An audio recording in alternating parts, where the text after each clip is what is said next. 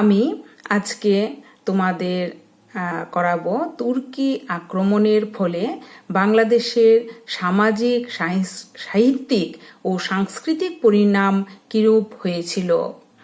তোমরা যারা এনইপি কোর্সে ত্রিপুরা ইউনিভার্সিটির আন্ডারে ত্রিপুরার বিভিন্ন জেনারেল ডিগ্রি কলেজে বাংলা মেজর সাবজেক্ট নিয়ে পড়াশোনা করছো, তোমাদের প্রথম পত্রের তৃতীয় এককে রয়েছে তুর্কি আক্রমণের ফলে বাংলাদেশের সামাজিক এবং সাহিত্যিক এবং সাংস্কৃতিক যে পরিবর্তন বা প্রভাব সে সম্পর্কে আলোচনা। আমি এই নিয়েই আজকের ক্লাসে আলোচনা করব, অর্থাৎ তুর্কি আক্রমণের পরবর্তীকালে আমাদের বাংলাদেশের সামাজিক, সাহিত্য এবং সাংস্কৃতিক অবস্থা কিরূপ হয়েছিল।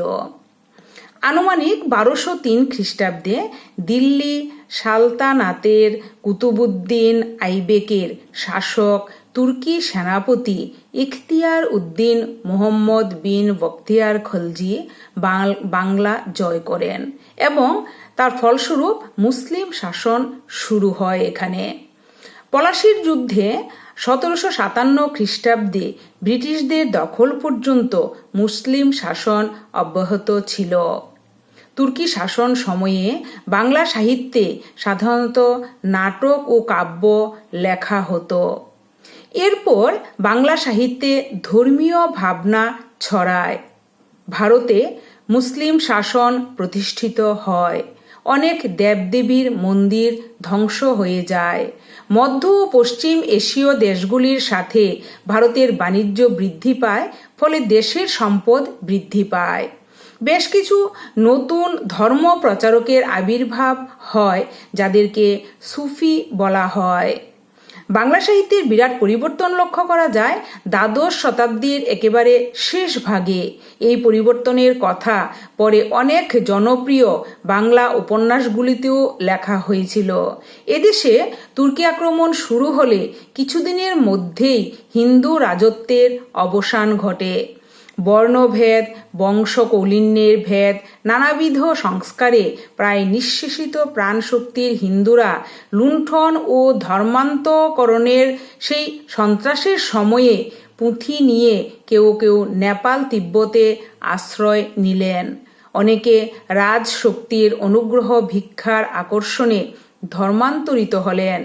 কেউ বা উড়িষ্যা ও মিথিলার কিছু অংশে ছড়িয়ে পড়লেন। এই সময় বৌদ্ধদের সংঘগুলিও ধ্বংসপ্রাপ্ত হয় এবং কিছু সংখ্যক বৌদ্ধ ধর্মান্তরিত হয়ে শূদ্রদের অন্তর্ভুক্ত হয়ে পড়েন। প্রায় 150 বছর গৌরবঙ্গ বিজেতা সুলতানদের জীবনচিত্র দেখলে বোঝা যায় তাদের বিবাদের প্রকৃত চেহারা। সেখানে শুধুই গৃহবিবাদ, ষড়যন্ত্র, পদচ্যুতি, হত্যা ইত্যাদি। তাই অশান্তি ও অরাজকতার এই ত্রয়োদশ-চতুর্দশ শতাব্দীতে কোনো উল্লেখযোগ্য সাহিত্যকীর্তির নিদর্শন পাওয়া যায়নি। দীর্ঘকালের বিপর্যয় ঘুচে গিয়ে পঞ্চদশ শতাব্দীতে বাঙালির সৃষ্টিশীলতার প্রকাশ লক্ষ্য করা গেল ভাষায়, গীতে ও পাঁচালী কাব্যে। এই সব পাঁচালী কাব্যগুলোতে যেসব গান থাকতো তা থেকে পরে অসাধারণ প্রেমের গল্পের বই তৈরি হয়েছিল, যেগুলোর প্রধান চরিত্রে সাধারণত কোনো দেবদেবী থাকতেন। চতুর্দশ শতকের মাঝামাঝি সময়ে শামসুদ্দিন ইলিয়াস শাহ গৌরবঙ্গে শান্তি শৃঙ্খলা স্থাপন করলে তখন থেকেই বাংলা সাহিত্য সংস্কৃতি নতুন পথ ধরে এগোনোর সুযোগ পায়। পঞ্চদশ শতাব্দীর প্রথম দিকে ইলিয়াস শাহী ধারার সাময়িক পতন ঘটে। হিন্দু রাজা দনুজ মর্দন দেব নিজ শক্তি ও প্রতিভা বলে গৌড়ের সিংহাসন লাভ করলে তারই আনুকূল্যে হিন্দু শাস্ত্র ও বাংলা সাহিত্য চর্চার ক্ষেত্র প্রসারিত হয়। তার পুত্র যদু জালালউদ্দিন নাম গ্রহণ করে সিংহাসনে বসেন এবং তারপরে ইলিয়াস শাহী বংশই আবার গৌড়ের অধিকার লাভ করে। পঞ্চদশ শতাব্দীর অষ্টম দশকের মধ্যভাগ পর্যন্ত বলতে পারি 1484 সাল নির্দিষ্ট করে বলা যায়। এই বংশই নানা দিক থেকে বাংলা সাহিত্যের পৃষ্ঠপোষকতা করে যান। এরপর কয়েক বছর হাবসি খোজাদের শান্তি বিঘ্নিত হয়। তারপর গৌড়ের সিংহাসনে বসেন সম্রাট হুসেন শাহ 1493-94 খ্রিস্টাব্দ। হিন্দু কবিদের ভাষায় তিনি ছিলেন নৃপতি তিলক। তার সময় থেকেই শান্তি প্রতিষ্ঠিত হয় এবং বঙ্গের সাহিত্য সংস্কৃতির ক্ষেত্রে এক নতুন যুগের সূচনা হয়। পঞ্চদশ শতাব্দী থেকে এদেশে যে সাহিত্য সৃষ্টি হতে থাকে তাতে দুটি সংস্কৃতির অভূতপূর্ব সমন্বয় স্পষ্ট লক্ষ্য করা যায়।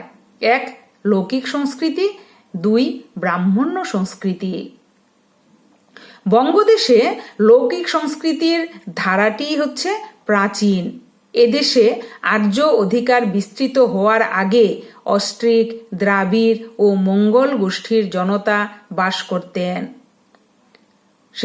সেই গোষ্ঠীগুলির জনগণ এখানে বাস করতেন। ভারতীয় ধর্ম সাধনায় যোগ ও তন্ত্রমতে সাধন এদেরই দান বলে অনুমান করা হয়। ইহলোকের চেতনা ও সমৃদ্ধি এদের জীবনবোধের অঙ্গ ছিল। অলৌকিক সিদ্ধি অর্জন করা ছিল ধর্ম সাধনের প্রধান লক্ষ্য। এরা তুক তাক মন্ত্র ও মুষ্টি যোগে বিশ্বাস করতেন। গাছে ও পাথরে দেব কল্পনাও এদের ধর্ম বিশ্বাসের বৈশিষ্ট্য ছিল। এদের সাহিত্য মৌখিক সাহিত্য, যার পরিচয় রয়েছে এদের ছড়ায়, গানে এবং লোককথায়। যখন এদেশে ব্রাহ্মণ্য সংস্কৃতির আবির্ভাব ঘটল, বেদ পুরাণের সংস্কার হলো, স্মৃতিশাস্ত্রের বর্ণাশ্রম বিধান এলো সংস্কৃত কাব্য সাহিত্য ধারা, তখন প্রাণ ধর্মে চঞ্চল লৌকিক সংস্কৃতি ধারার সঙ্গে সুউচ্চ দার্শনিকতা এবং সূক্ষ্ম চিন্তাশক্তির ব্রাহ্মণ্য আদর্শের সংঘাত তৈরি হলো, যাতে আর্য ব্রাহ্মণ্য ধর্মের স্রোত প্রাণ ধর্মকে ভাসিয়ে দিল। সমাজের উচ্চ মঞ্চে অভিজাত বর্ণ অধিষ্ঠিত রইলেন, নিম্নস্তরে রইলেন লৌকিক সংস্কার বিশ্বাস নিয়ে সমাজের সংখ্যাগরিষ্ঠের দল। বাংলাদেশে দেখা যায় সংস্কৃতির এই দুই ধারার মিশ্রণ সুপ্রাচীন কাল থেকেই ঘটে আসছে। সংস্কৃত পুরাণ স্মৃতির শাসন যেমন নিম্নস্তরের বিশ্বাসের সঙ্গে যুক্ত হয়েছে, তেমনি শূদ্র ও মহিলাদের মাধ্যমে লৌকিক সংস্কৃতি উচ্চস্তরের হিন্দুদের মধ্যে সংক্রমিত হয়েছে। বর্ণ হিন্দুদের প্রতিটি অনুষ্ঠানে স্ত্রী আচার একটি অবশ্য পালনীয় বিশিষ্ট অঙ্গরূপে স্বীকৃতি লাভ করেছে। এই স্ত্রী আচারের ভিত্তি লৌকিক আচার বিচার।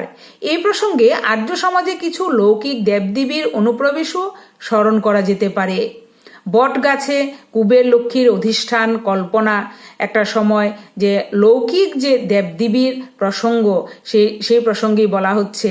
ও জাগরণ উৎসব দ্বারা কুজাগর লক্ষ্মীর আরাধনা, দুর্গাপত্রী মানে বিন্নি ধানের গাছ বা বেলপাতা, এই দুর্গাপত্রী নিয়ে রাত্রি জাগরণ প্রভৃতির উল্লেখ দ্বাদশ শতাব্দীর কবি গোবর্ধন আচার্যের সংস্কৃত কাব্য আর্যা সপ্তশতীতে পাওয়া যায়। এই মিশ্রণের পথ আরও প্রশস্ত হল মুসলিম অভিযানের ফলে। পঞ্চদশ শতাব্দী থেকে বিভিন্ন মঙ্গল দেবদেবীর মহিমা বিষয় কাব্যগুলো এই মুসলিম আক্রমণের ফলেই অঙ্কুরিত হয়। এই আক্রমণে হিন্দু ব্রাহ্মণ্য জীবন ও লৌকিক জীবন সমানভাবে বিপন্ন হয়ে পড়ে। সমাজের নেতৃত্ব থেকে অপসারিত বর্ণ হিন্দুরা সংখ্যায় কম ছিলেন। তারা সংখ্যাগরিষ্ঠ সমাজের অবতলবর্তী মানে নিচু মানুষদের সঙ্গে নিয়ে ধর্ম বাঁচাতে ও সাংস্কৃতিক প্রতিরোধ গড়ে তুলতে তাদের পূজিত দেবদেবীদের সঙ্গে নিজেদের দেবদেবীর সমন্বয় ও সম্পর্ক গড়ে তুলতে তারা তৎপর হলেন। এইভাবেই মঙ্গলকাব্যের মনসা, চণ্ডী, ধর্ম ঠাকুর প্রমুখ লৌকিক দেবতা উচ্চ হিন্দু স্তরে সম্মানের আসন লাভ করলেন। মুসলিম বিজয়ের ফলে নানাভাবে সংস্কৃতির সমন্বয় ক্রমশ নিবিড় হয়েছে। পঞ্চদশ শতাব্দীতে সুলতানগণ এদেশের ধর্ম সংস্কৃতির সঙ্গে পরিচিত হওয়ার আগ্রহ থেকে রাজসভায় কবি পণ্ডিতদের আহ্বান জানালেন। সংস্কৃতিবান শিক্ষিত পণ্ডিতেরা রাজ নির্দেশে রামায়ণ, মহাভারত, ভাগবত প্রভৃতি শাস্ত্রগ্রন্থ বাংলা ভাষায় কাব্যের আকারে অনুবাদ করলেন। এই যাবৎকাল সংস্কৃত পাঠে যাদের অধিকার ছিল না, তারাও অনুদিত কাব্য পাঠের অধিকারী হয়ে উঠলেন। এইভাবেই বাংলা ভাষায় অনুবাদ সাহিত্যের গোড়াপত্তন হলো এবং তাতে এসে মিশল পৌরাণিক আখ্যানের সঙ্গে জনশ্রুতিমূলক লৌকিক আখ্যান। ব্রাহ্মণ্য সংস্কার বিশ্বাসের সঙ্গে সমন্বিত হলো লৌকিক সংস্কার বিশ্বাস। আর এইভাবে সুলতানদের মধ্যস্থতায় বাংলার দুটি বিচ্ছিন্ন আলাদা সংস্কৃতির ধারা যেন একত্রিত হলো।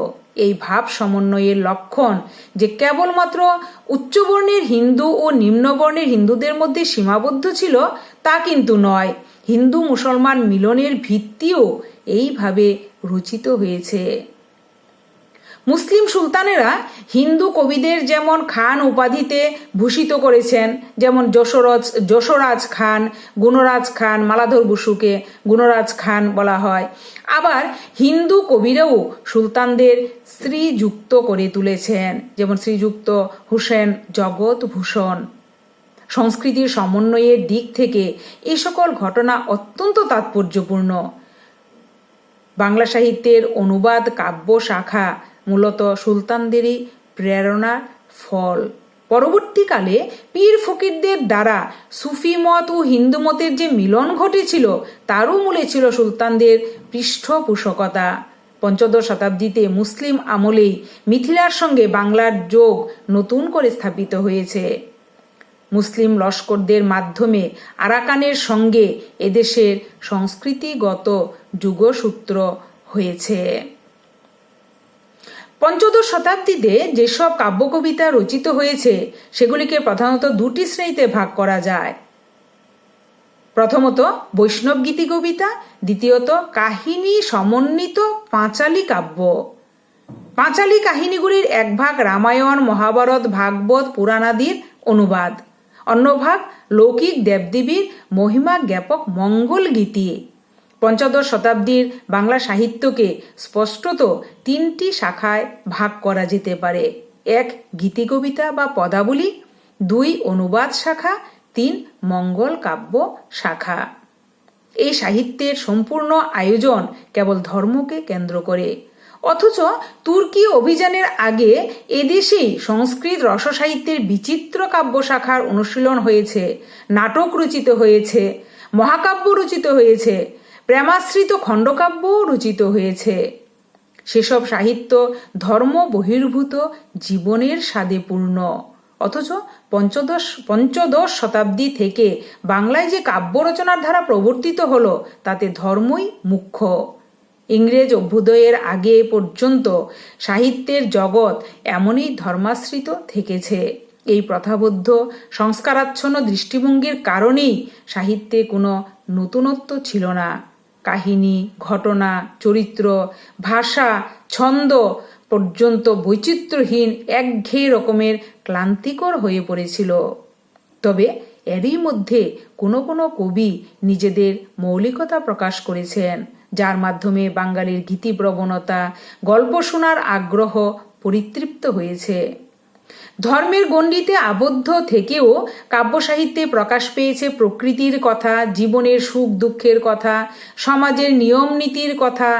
এসেছে বাংলা ভাষার বিশিষ্ট ভঙ্গিমা, প্রবাদ, প্রবচন, লোকশ্রুতি, ধাঁধা, রঙ্গ, রসিকতা। সমগ্র বাঙালি জীবনই প্রতিফলিত হয়েছে মধ্যযুগের বাংলা সাহিত্যে। আনুমানিক 1203 খ্রিস্টাব্দে বিন বখতিয়ার খিলজি বাংলাদেশের শাসক লক্ষণ সেনকে পরাজিত করে নবদ্বীপ জয় করেন।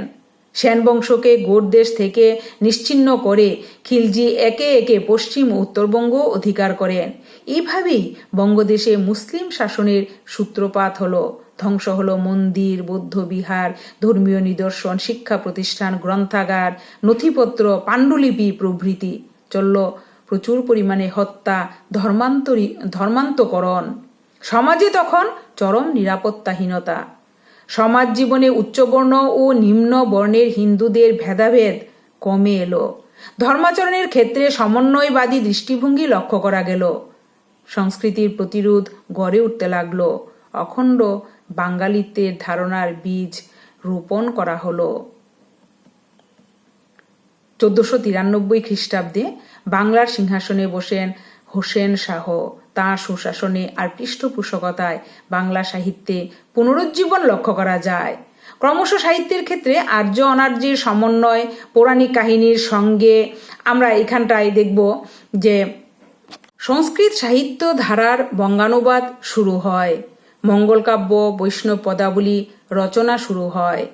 বাইরের শক্তির আঘাতে বাঙালির জাতীয় জীবন তার নানা অসঙ্গতি, ভাঙ্গন, ভেদাভেদ ভুলে সংহত শক্তিরূপে আত্মপ্রকাশে উন্মুখ হয়ে ওঠে।